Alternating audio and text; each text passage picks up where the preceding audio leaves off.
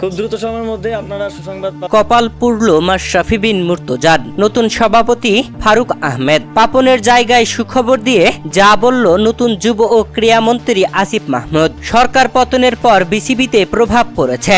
সরকার আনুষ্ঠানিকভাবে বাংলাদেশ ক্রিকেট বোর্ডে হস্তক্ষেপ করতে না পারলেও বছরের পর বছর ধরে পরোক্ষভাবে আওয়ামী লীগ সরকার দলীয় লোকেরাই হয়ে আছেন বিসিবির সভাপতি। তবে এবার তারই পতন হয়ে গেল। বাংলাদেশ ক্রিকেট বোর্ডে দীর্ঘদিন ধরে সভাপতির দায়িত্বে থাকা নাজমুল হাসান পাপন পদত্যাগ নিয়েছেন। পতন হচ্ছে পাপনের পরিচালনা কমিটি।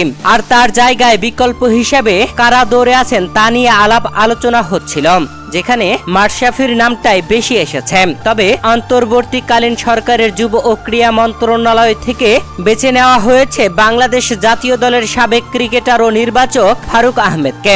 অন্তর্বর্তীকালীন সরকারের যুব ও ক্রীড়া মন্ত্রণালয়ের উপদেষ্টা আসিফ মাহমুদের সাথে বৈঠক হয়েছে ফারুক আহমেদের। সবকিছু চূড়ান্ত, এখন কেবল আনুষ্ঠানিক ঘোষণা দেওয়া বাকি। এ নিয়ে বিস্তারিতভাবে না বললেও ক্রীড়ামন্ত্রী আসিফ মাহমুদ তার কার্যালয়ে সাংবাদিকদের জানিয়েছেন দ্রুতই বিসিবিতে আসছে সুসংবাদ। আর এতেই ধরা হচ্ছে শেষ পর্যন্ত ফারুক আহমেদকে বিসিবির সভাপতি হিসেবে ঘোষণা দিতে যাচ্ছেন তিনি।